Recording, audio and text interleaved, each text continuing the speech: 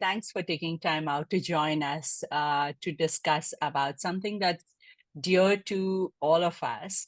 It's all about growing membership.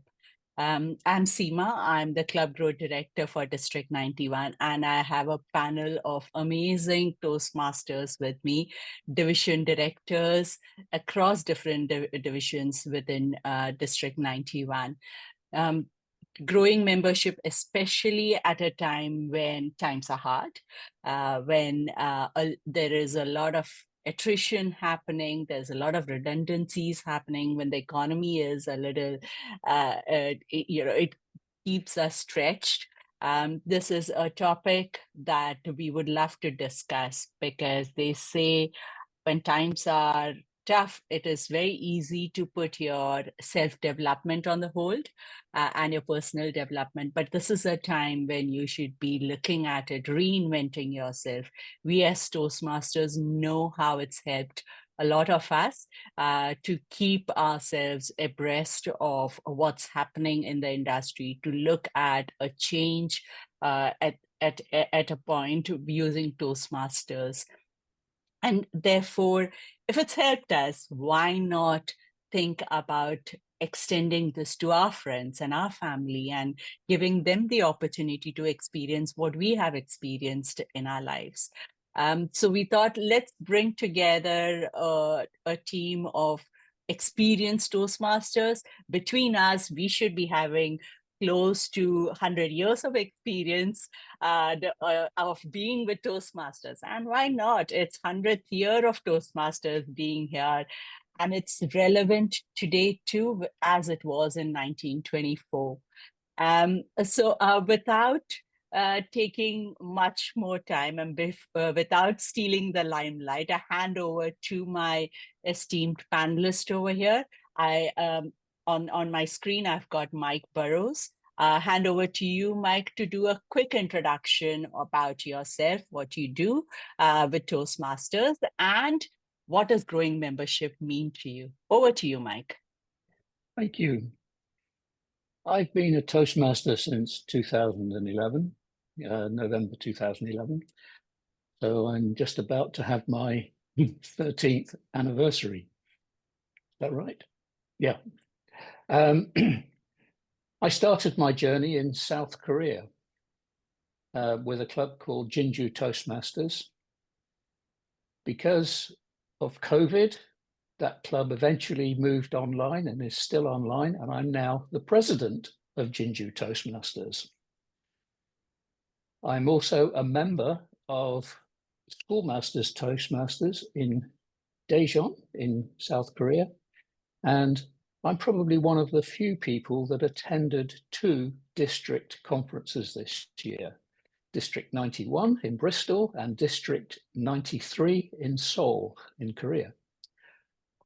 I am in the UK member of 2 clubs, treasurer and secretary of North Avon Speakers, and I'm also the president of Bath Spa Toastmasters. Currently, due to one of my area directors dropping out, I'm standing in as area director for Area 19. So I've got the club visits, contest to arrange, as well as my own division contest. So I'm pretty busy with Toastmasters, as you can well guess.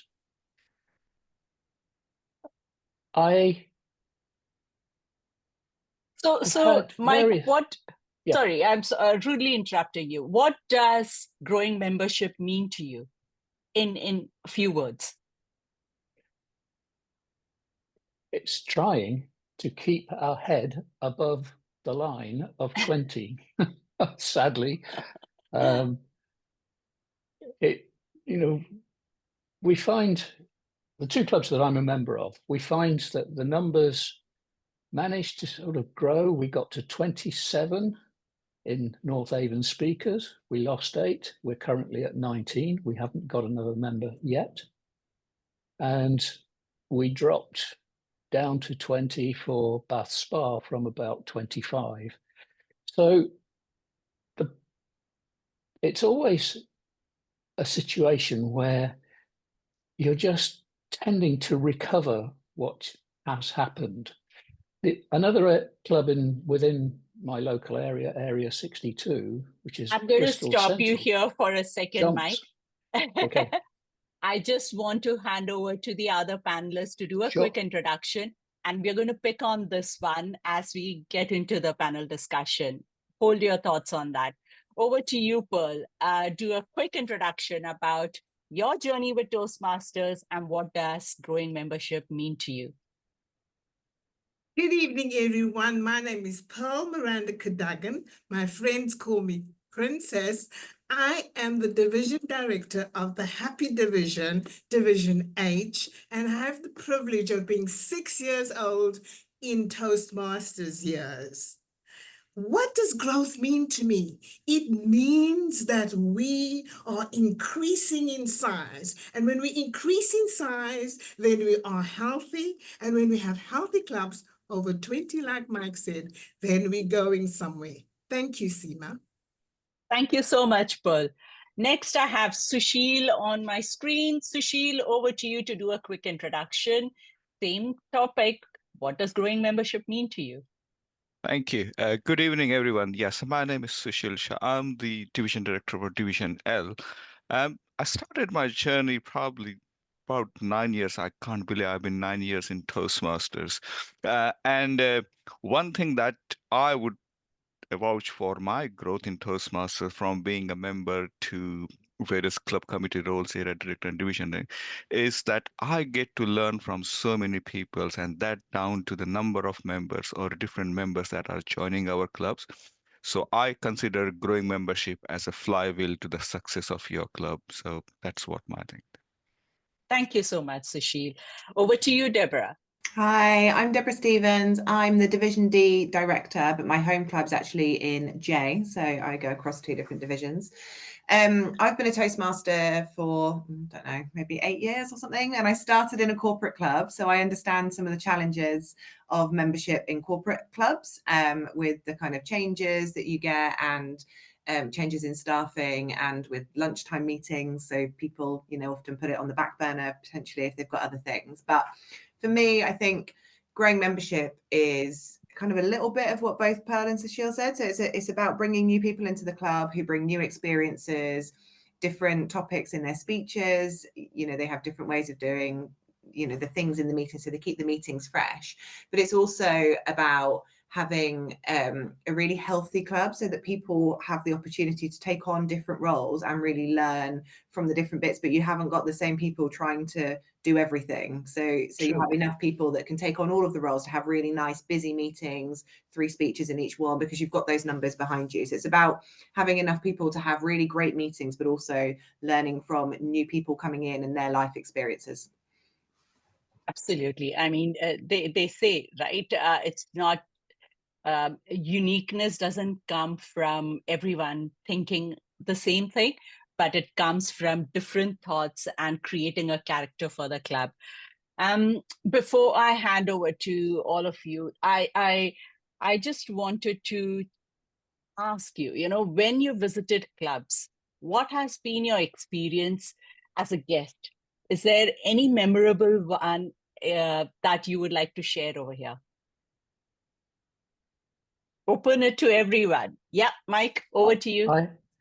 I attended Southwest Speakers Club meeting in Exeter on Wednesday, and one of the members there was giving the 2 to 4 minute speech where it's a brief presentation about an occasion, and he turned it into a toast to Toastmasters. So he talked about the Toastmasters journey from 1924 onwards, and it was really good. And then we shared glasses of champagne or lemonade if you couldn't, like me, unfortunately at the time, not able to have alcohol.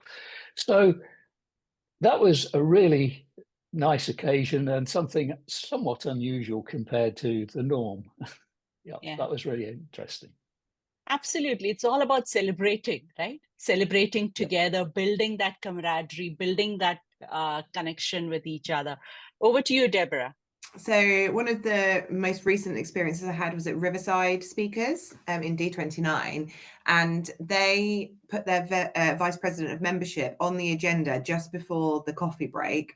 And then that's when they introduce all the guests. So the guests have seen a bit of the meeting, kind of know the vibe by then. They're not, you know, that because sometimes clubs I've been to either sometimes introduce them at the beginning or introduce them at the end. And the end can be a bit rushed, and the beginning, not many people have spoken, and so they're a bit like, oh my God, why are you talking to me and making me speak? And it was a really nice time for them to announce the guests, and the guests each got up and explained why they were there and what they were potentially looking from Toastmasters. And it was close enough to the break that all the members could remember their names, and then they were able to network with them and make them feel really welcome, because they sort of introduced themselves to everybody, and then we went straight into a coffee break where we had that chance to network. So I thought that was really good, actually, because it kind of settled the guests into the meeting and the way that the meeting ran, but it also gave them a chance to stand up and explain why they were there and help them with networking with the other members. Yeah. That's a lovely, I would love to take that to my club, because we have a tendency to either invite them right at the beginning or towards the end, but giving them an experience, an initial experience, and then ensuring that they stay back to network. Any other thoughts, Pearl or Sushil? Yeah, last year, I probably it's about the same time, I did visited a club in New Jersey in US, and that was kind of unusual for me because it was a day of a Halloween on the day. But I think the club met in a library in New Jersey, and the number of members were quite small, about 7 to 8 people. One thing that struck me in the way that they actually welcome me, and when they start actually meeting, they actually listed out the achievements of each of the club members that had gone through, which basically gave a guest one kind of an orientation in terms of what you could achieve by becoming a part of your club or by part of your Toastmasters. I thought that was a nice twist to how your journey you can imagine a guest that comes into your club would be. So that was one of the memorable for Awesome. I love that. Celebrating, again, it's about celebrating celebration. achievements of your members, right? Reinforcing that. Yeah, fabulous. Pearl, any thoughts on this that you would like to add? Yeah, just to add to what Deborah just shared with us from Riverside, it's something that they do at Liberty Speakers, and I think it's about timing of when you say hello to people, then giving them that crossover. So I think that it strengthens the visit of the person and just makes it a highlight to say, I was important at that meeting. Yeah. So thanks for sharing. Fabulous.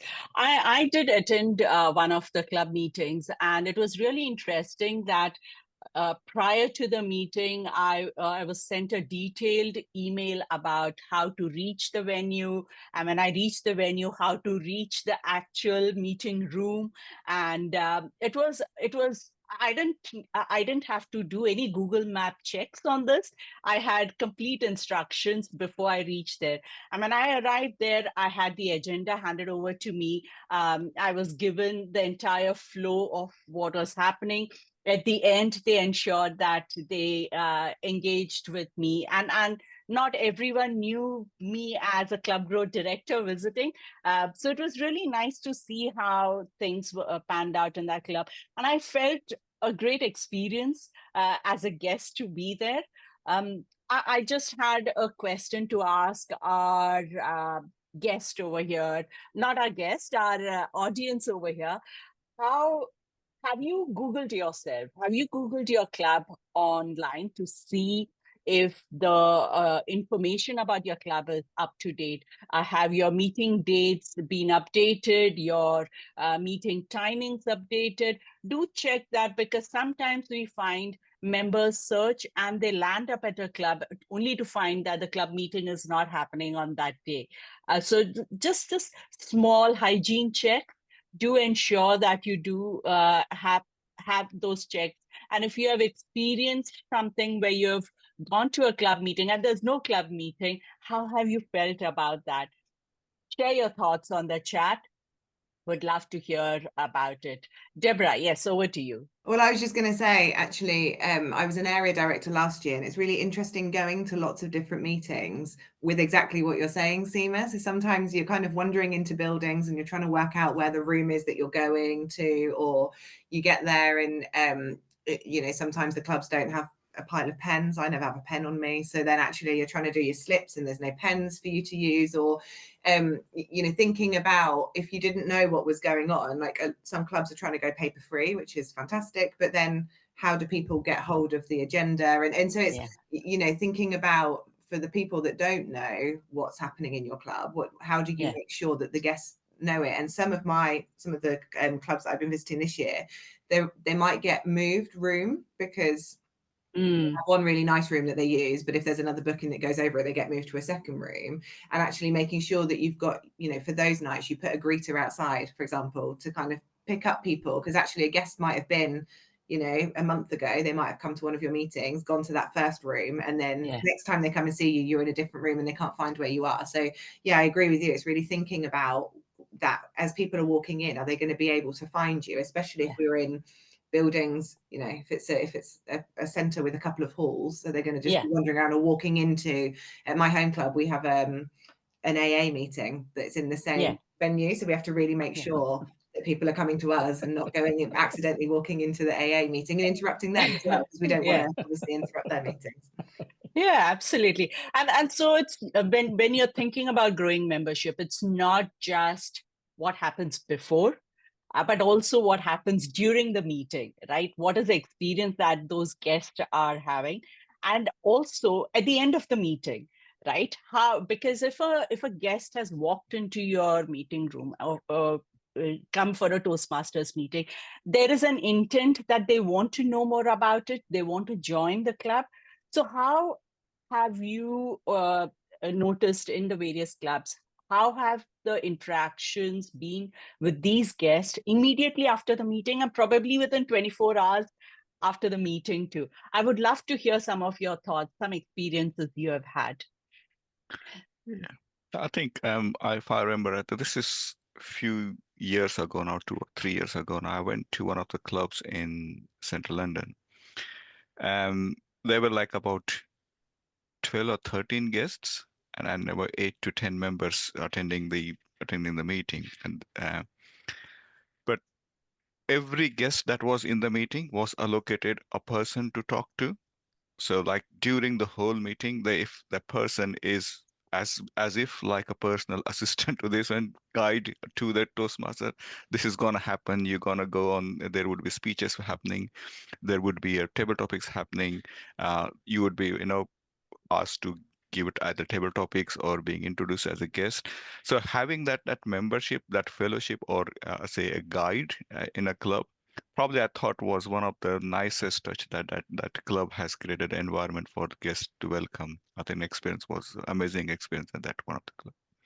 I love it. It's about marking a player, right? In Yes. football, you have Yes. one opponent connected to a player, and you're ensuring that you're marking the place. But that's an amazing experience. Any other thoughts?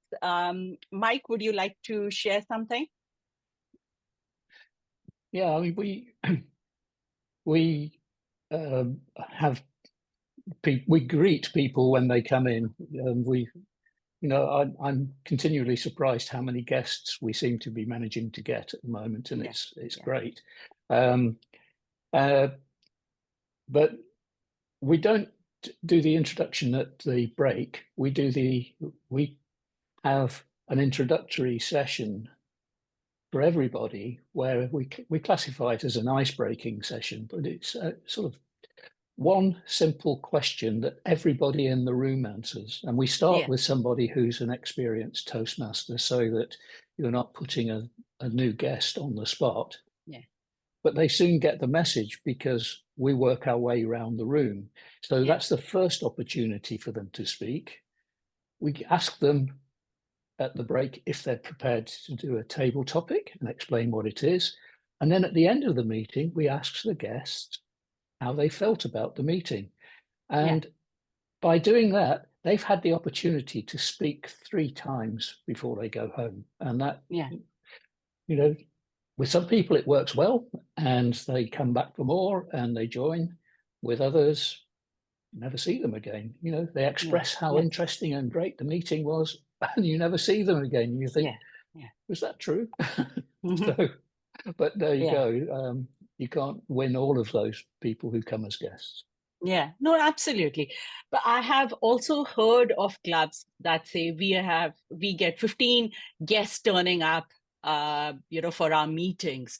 But then when we ask, have you spoken to these guests, whether they would be interested to join the club? And there are comments, oh, we can't do that. We need them to experience the meeting a few times before we reach out to them.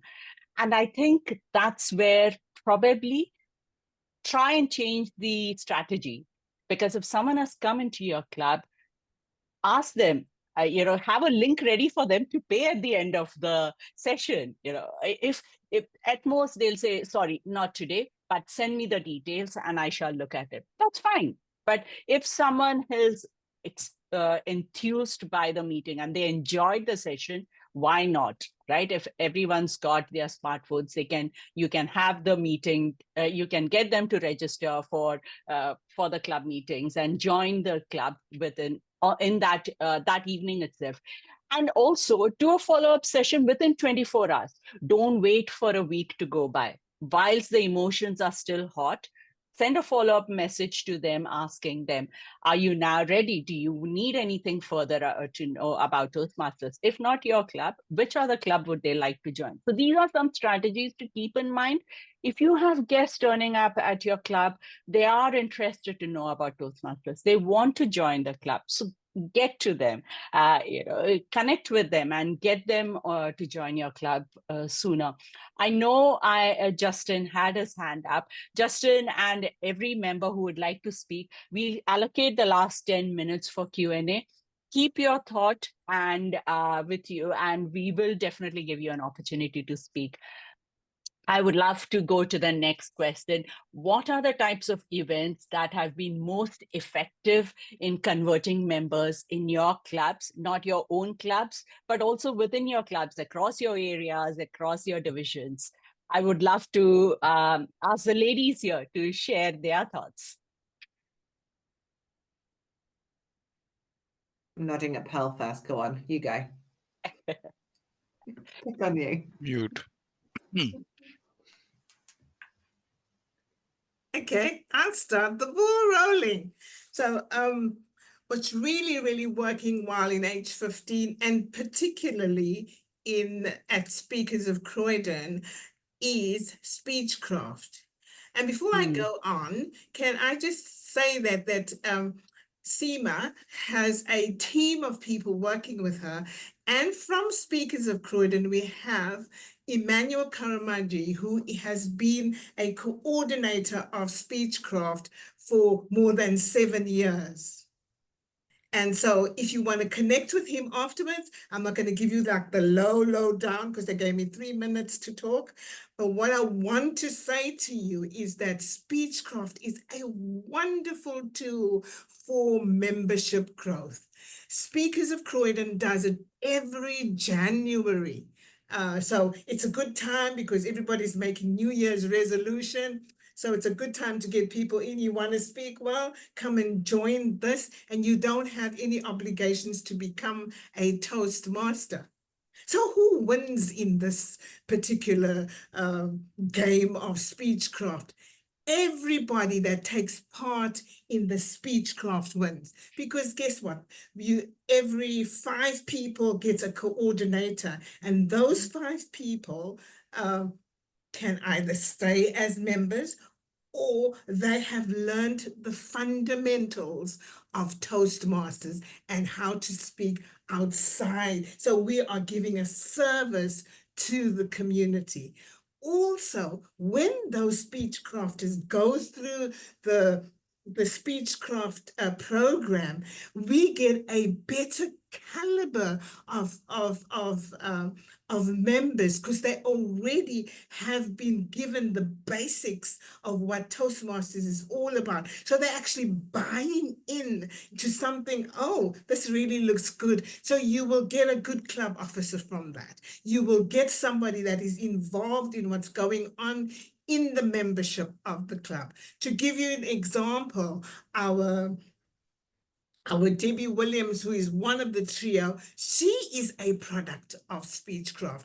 And because she is a product of Speechcraft, you can see the leadership journey that somebody takes. It raises the bar for the person that participates. So think about it. It grows your membership, because if you have 10 people, for sure, 5 or 7 of them will become members, which means we're getting some ching money into our kitchen. We're getting new members, and it's bringing in a new vibe.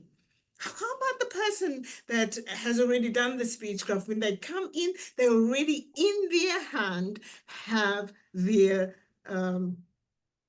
icebreaker. Seema, please stop me if I'm talking too much.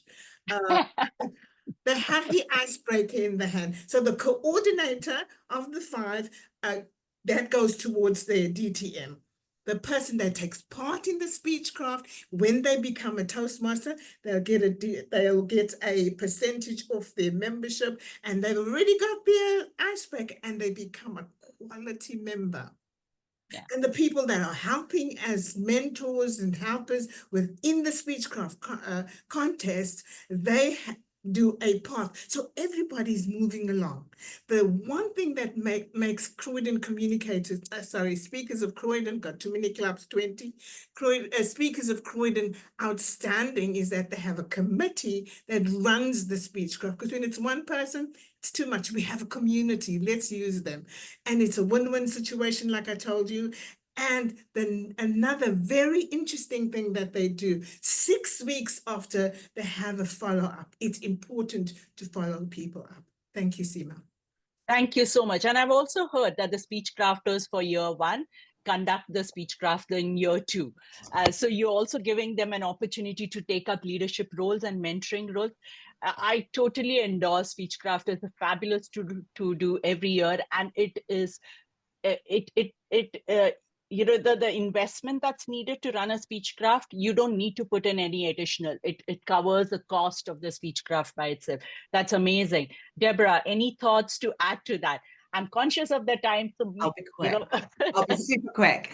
So kind of on a non-educational side, because Pearl's talked about kind of the educational side with Speechcraft. Some of the clubs that I've visited or been involved in use their 5th, if they have a 5th meeting in a month, they use that to do something a bit different that they can then promote quite widely, because it's not just a normal Toastmasters meeting, because it can get really hard, can't it, to constantly just promote the same thing. So actually sometimes, so they've had like debates, so they've done a total debate one of the groups done a backwards meeting, which is a bit chaotic but lots of fun, and really pushes people, because you evaluate people before they've spoken, and then the speakers have to incorporate the evaluation, which is always a lot of fun, and something different. And so that really helps promote. But also social events, thinking about if your club has a birthday coming up, a lot of clubs have been doing things for the 100 years, and that's a really great way to just kind of promote out into the community.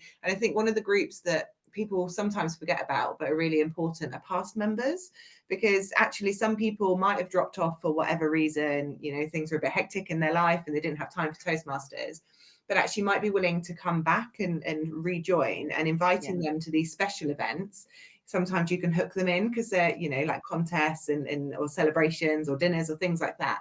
So definitely think about doing something a bit different to the normal agenda, which will give you more things that you can promote onto kind of the local community groups or into the newsletter. And it's not so much planning if you're only doing it on kind of the 5th, choose a couple of dates that you're going to do it over the year. You could do one a quarter, for example, and it gives you something else to promote. And sometimes you can hook people in with that because they're really interested on that topic, and then they come back and then you convert them through to membership. Yeah, absolutely. I've also seen clubs, when they're doing celebrations, just to build that camaraderie, they also go out for hike together. They plan a theater evening together. And whilst you're doing that, get your friend along. So then you're already motivating your friend to be a part of this particular community and then eventually join the club. All of us, especially the trios across the world, took, when we were in training in Anaheim, all of us took a pledge to bring a friend to the club. So I've already got a friend to join my club, that is Harrovian Speakers. And I would love for each of you today over here and each member of District 91 to bring one friend. Take the pledge that you'll get one friend to join your club. Imagine if your club is of 20 members, each one brings just one friend, then you've got your 40 members over there.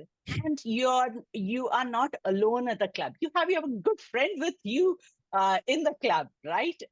It's all about connections, about community, about growing together and sharing the experience that we had, and ensuring that Toastmasters is still not the secret, and it is well known amongst all the different members. Thank you so much for that. I've also had clubs do open houses. I mean, Pearl mentioned about Speechcraft. A lot of clubs do open houses, especially in areas where you need to invite more people to join in and you want to spread the word. So that's another tool. We do have a webinar coming up on the 23rd of Feb. I have a club growth lead, Ariane Allen, who looks after open house. If you are planning to do something like that, please do reach out to her. She'll be more than happy to support you. And please do feel free to register yourself for the webinar on the 23rd of Feb. I know we have been talking quite a bit. Sushil, I shall. Yeah, I think, yes, I think just on the house open house, and then you mentioned a right point. I've seen many clubs who have conducted an open house, drawn, 15, 20 members in a club, but haven't been able to sign up a single member after the meeting, right? What I will say to them is, involve your area director, involve your division director, reach out to district club so that you get to the point where the guests who are turning up understand how the club is supported. You get a bit more experience around it.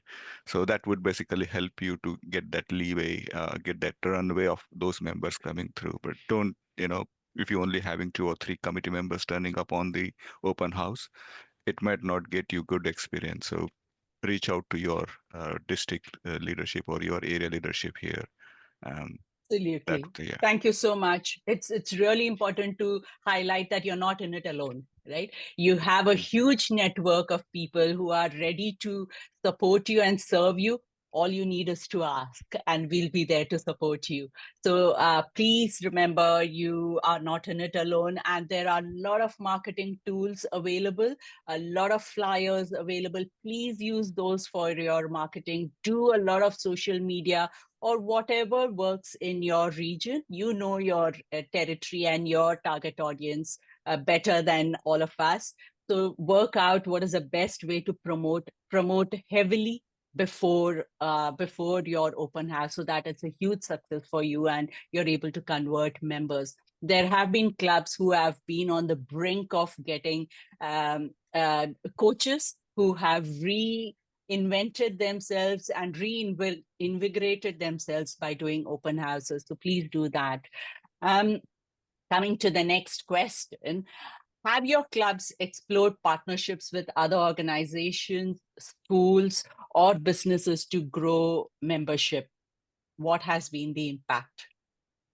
Would love to hear from the panel here. I think I can give example of my home club, Harrovians. I think we got partnership, or say we got like our president or ex-president. She is part of Rotary. Seema, you were part of the things where you have partnered with the organization like Mind. I think we did the Speechcraft and thing. I think those kind of things are really a good example of how you can build partnership, because those are your outlet in terms of reaching the message out to wider community that you might not usually visit with your normal effort of reaching the other clubs. I think some of the clubs in my division, in division for like LBC or PMI Toastmaster, they are like a corporate club, but actually also reached out to community. So the students, they are hosted in like University of Westminster. So they reached out to the student populations or as well as the wider professional circle within the PMI is a project manager institute, right? So those kind of things actually gives them a runway and then also a target audience that they could concentrate their effort on building their club membership. I think that's one of the things that I would say Thank you so successfully. much. I have seen corporate clubs partner with each other. So if your meetings are on similar days and similar timings, connect with each other, hold joint meetings to support each other. But at the same time, keep in mind, you're here to support each other. You're not here to pull in other clubs members into yours, right? You're not cannibalizing each other. You're making your club strong enough to attract more members to join. Deborah, you raised your hand. Yeah, I was just going to say, kind of building on that corporate club, we've been working, and Seema, obviously your team have been really involved in this, working with a pre-charter club who are setting up attached to a council. And actually, what's been really interesting working with them is that the HR team are really involved in this and building it as part of their learning and development for the staff members. Because as I say, I started in a corporate club, and actually some people join and they think it's great, but if the company isn't potentially, you know, keeping a track of people's attendance, it starts to drop off, or they don't do speeches, or they just turn up and don't get involved. So for corporate clubs, getting the HR or learning and development side involved is really key, because actually it can go, you know, for people's learning and development targets, for their, you know, for skills, quite a lot of apprentices. There's a lot of apprentices that go into companies, and actually as part of their apprenticeship, it's something that maybe they could join to help them build their skills that will help them in the workplace. And also then you've kind of got that constant flow, and then they might want to stay on as a member once they've kind of done their apprenticeship piece. So I definitely think partnering, if you can, working with your HR department and showing the benefits for people's learning and development, and those people who are just coming into those organizations, maybe as new starters, or those apprenticeships, people starting their careers, can be really helpful, kind of building on what Sushil said. Yeah, absolutely. You can even partner with universities, right? Set up a club over there. They, you know, for their 2 or 3 years of studying, they could be members of those clubs, and then they could be feeders into your community club after they have finished their university. So you could even do that. But think of ways how you can encourage new members to join in. One of the ideas that I wanted to highlight over here is about going back to basics, right? You know, we think of grand ideas about membership. Think of you know, how do you make the members feel as a guest? So visit other clubs, invite other members from other clubs to come to your club when you have an event or when you have a meeting. Get them to give you feedback. How do they feel as a guest? What was their experience? And then learn from that and make changes. Use your area reports. When area directors have visited your club, read through that, look at the recommendations that are highlighted in that, see what is it that you can do to adopt and change those, change how the club operates. Most importantly, we have spoken about moments of truth many a time, right? I personally believe every club should do moments of truth at least once a year, because if you have a new committee joining onto your leadership team, the committee for the club, they need to have that experience and to share with all the members of the club that it's not just the committee that runs the club. Every member is responsible for the success or failure of their club. You have to feel proud about your club, and you have to be a part of the club too. And any thoughts that you would like to add on this? Mike, over to you. Well, this is an area that we struggle with. I mean, I've got one club, North Avon Speakers. We currently have 3 committee members sharing 6 roles. And obviously we're one short because there was a fourth person. They've stepped down from their role as an officer, and they've also left the club.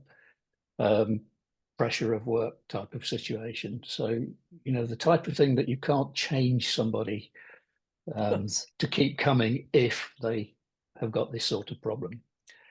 So I find it really quite a tricky situation. I feel that one of the things that I think a lot of Toastmasters that I've seen have lost sight of is the Toastmasters promises. We all sign a form to say all those things that we will do. And then you're let down by people saying, no, I'm not going to take an officer role. I only want to come and attend meetings and occasionally speak, you know, don't want to be involved beyond that. And this is something, I have an example. One of the clubs that I'm a member of in South Korea, every time members join, we have a session at the beginning of the next meeting where those people are inducted, and they are asked all of the Toastmasters promise questions, and they say yes. Not only that, all of the members in attendance at the meeting renew their promises. And I don't hear that in any club that I've been to in the UK. And I think it's something that people have lost sight of.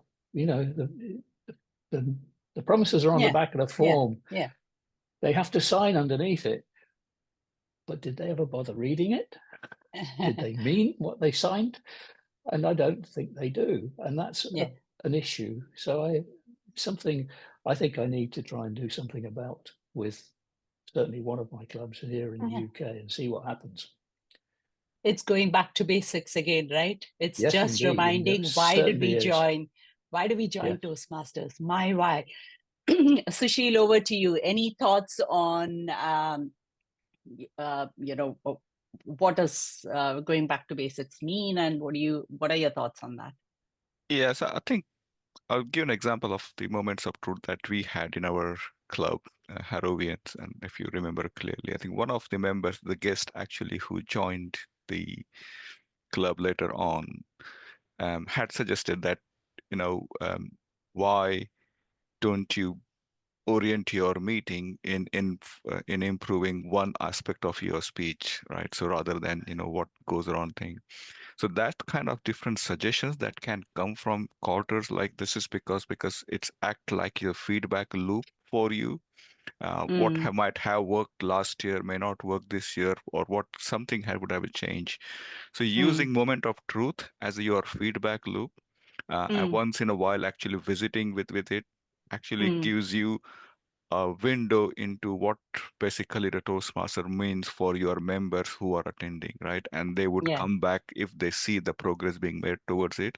So use that as your you know, mechanism of reorienting your club to the members in the first place, why they join and what they're looking into the Toastmaster club. Fabulous. Thank you so much.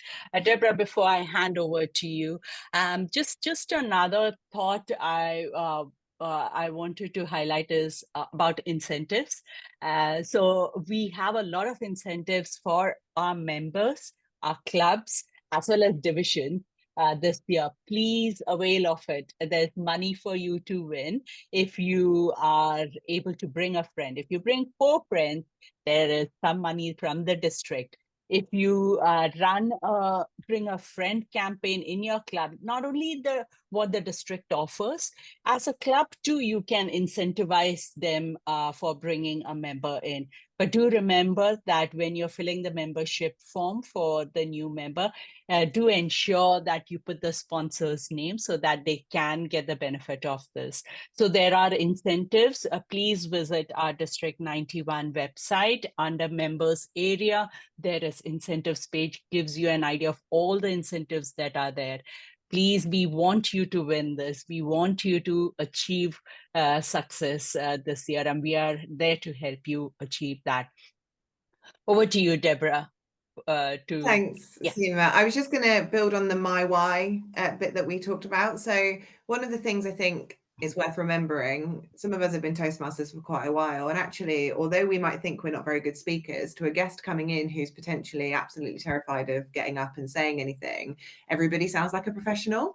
And this is in my home club, actually, we've talked about whether we can, kind of like my why, but do a little bit of a kind of story of some of the members that we can put on our Facebook page or our website, where we can share some of the stories, because actually some of the people that are standing up and that are the president or, you know, giving the speeches could not, you know, were standing absolutely shaking head to toe the first time that they got up, but they've obviously worked through that and gone past it. And I think it's, when you talk about back to basics, it's thinking, it can be really intimidating going into a Toastmasters meeting where you think, well, everybody, like nobody here is learning how to speak, and that everybody is a really amazing speaker, because compared to you, if you're really worried about those things. So the kind of my why, like why am I a Toastmaster, but also what have we learned from it? So Yeah. why has it been great for us?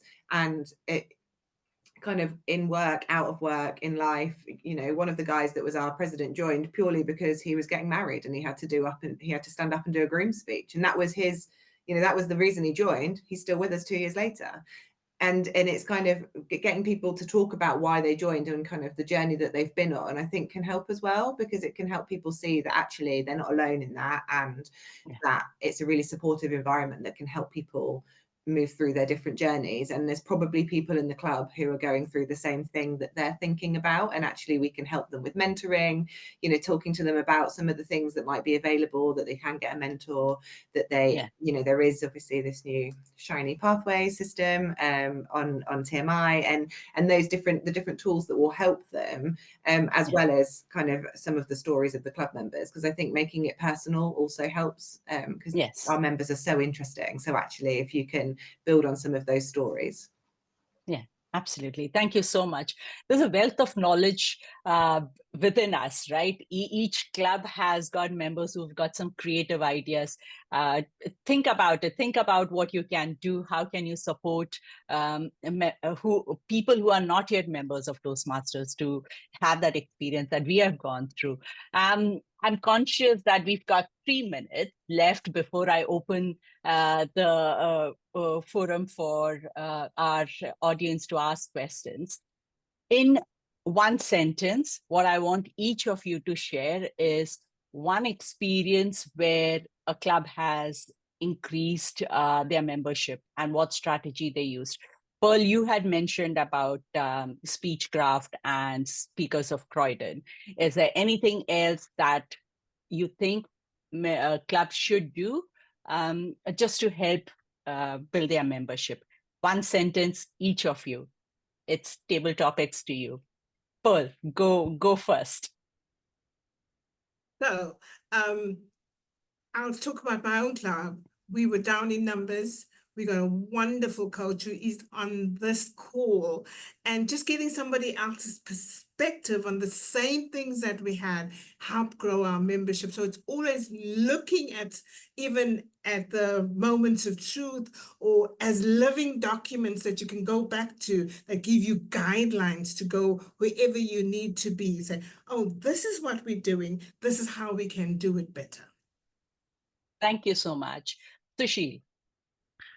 One club I want to highlight is Winchmore Hill Club in my Division L and Area 56.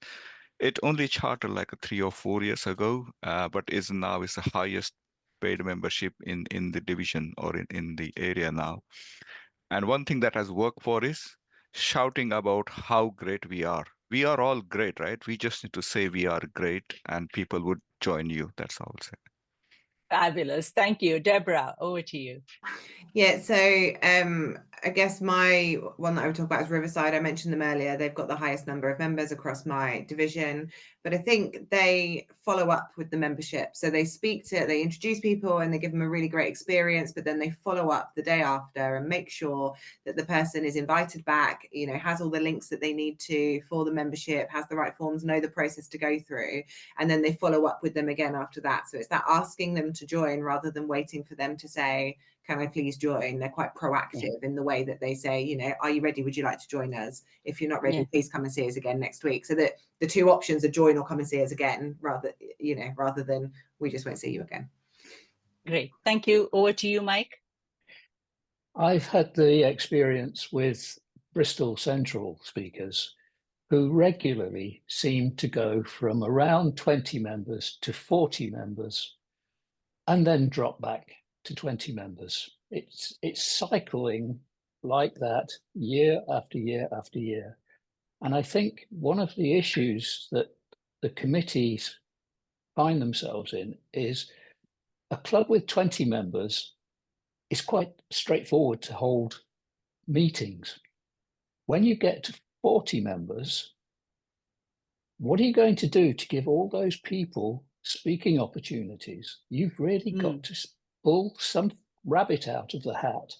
If you just stay at the same pattern of 2 meetings per month, you're not going to satisfy those people with meeting opportunities to speak or speaking opportunities during those meetings. There's just not enough speaking opportunities.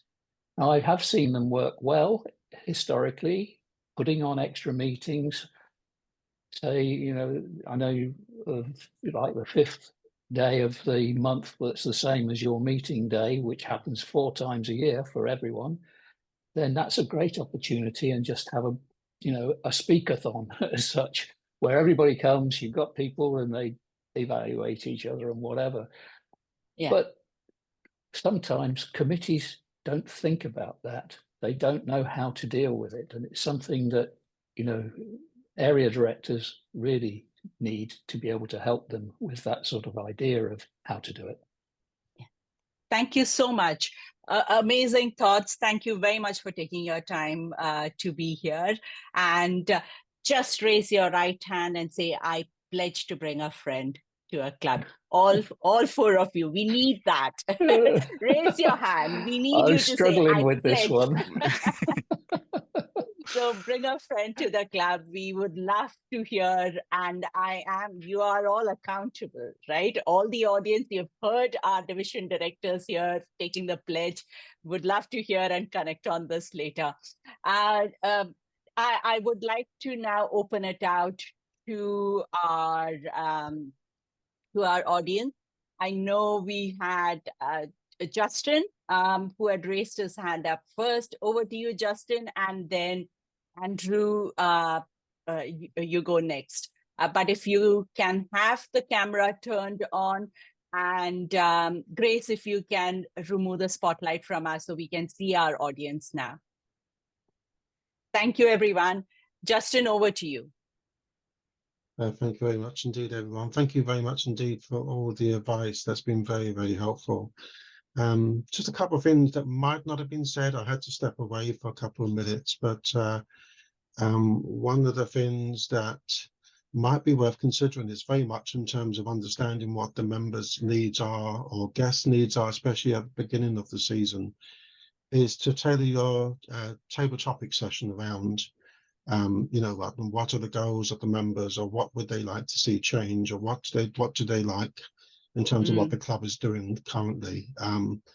What we found ourselves is that our members needed a platform to express their opinion and you know, request for change. And so we had a suggestion box both at the club meeting as well as online. So, you know, those, and interestingly, people do use it if they feel that the committee is listening to what opinions they express. So have that platform then there for them. Yeah. Absolutely. Yeah. Justin, I do endorse that. In fact, there are a lot of clubs that believe in doing a survey at the end of the year or at the beginning of the Toastmaster year to find out what is, you know, what's happening. How are you finding the club? Are you achieving your goals? And doing that survey definitely gives an idea to the committee that, you know, these are the goals, and VPE can work on that and support them on their journey. Yes. Yeah, one more thought. Yes. Sorry, I just have a quick question. All this knowledge that's been accumulated within the district, is there a best practice list that can that can um, that can be referenced at any point and can obviously be added to as we adapt to circumstances within the district? It's always a good reference to for new club officers that come in. You know, Yeah. if the area directors have been asked or the division directors have been asked, there's a knowledge base checklist that would have best practices. So maybe I've missed that, but that would be very, very helpful, I think. Thank you so much. That's a fabulous thought. We do have our District 91 YouTube channel where you can see and listen to not just us, but our previous leaders talking about it. But for the clubs, for the club officers, it's the area director who is your point of contact, who can share information, whatever you need.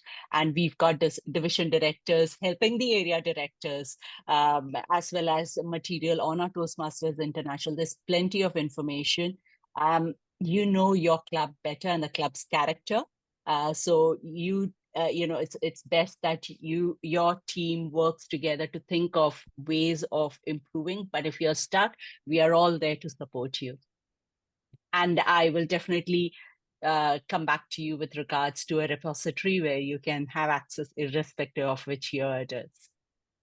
I've got Andrew. I've got your hand raised. Andrew, over to you. Thank you, Seema. Thank you so much for doing this. I just wanted a couple comments. First of all, about moments of truth.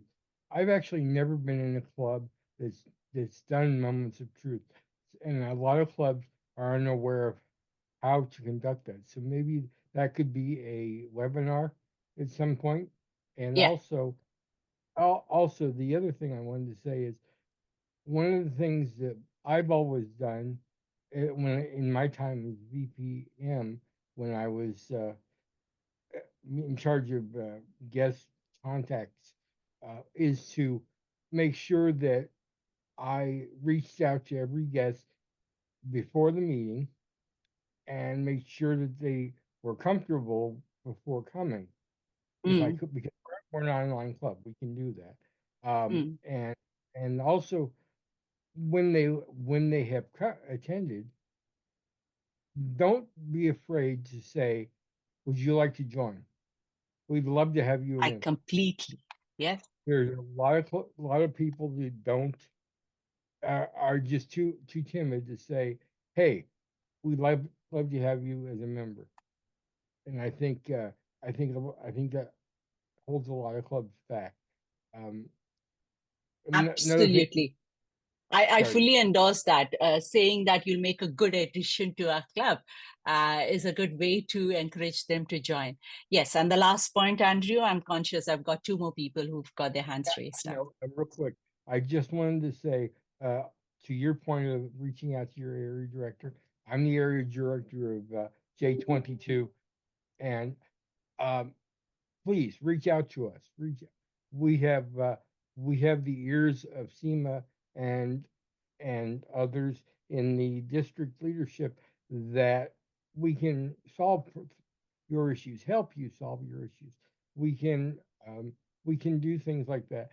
Please don't be afraid to call us and let us know. That's our job. That is why we are here. That's why we took on this responsibility. Please look into us and don't be afraid to contact other area directors if yours is not responding to you, because we can contact that person too and say, hey, you have a member that's now so desperate for help, they're contacting me. Please, let's do something about this, and we can all work together. Back to you, Seema. Thank you so much, Andrew. Absolutely. You're not in it alone. You have a whole community around you waiting to help. All you need is to ask us. Over to you, Alicia Mohanty, Thanks, Area Seema. 46. Thank you, Seema. Thanks, everyone. I just wanted to ask you, with the current procedure that clubs are also virtual as well as in person, is there a way that we are planning to consolidate operations? Because I feel like within also each corporate club, there is one club that is obviously international that is running virtual as well as in person, but then there are many clubs within, and it's great if people are joining in all of those clubs.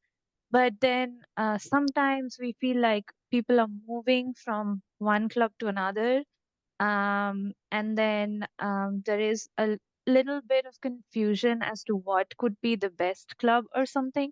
So, in terms of guidance as to, at least from corporate clubs perspective, if people are trying to have many different clubs for various time zones in person, within one corporate club, like they can sit within that organization, that's how the other clubs won't have to like struggle for memberships. But at least, and everybody can have roles defined like we already do, but it's just that it'll give a little bit more structure to like operating this machinery. That's my only like observation that I've seen, and I would appreciate more involvement of each of the members in something that Andrew brought up, a webinar for Moments of Truth for relatively new members.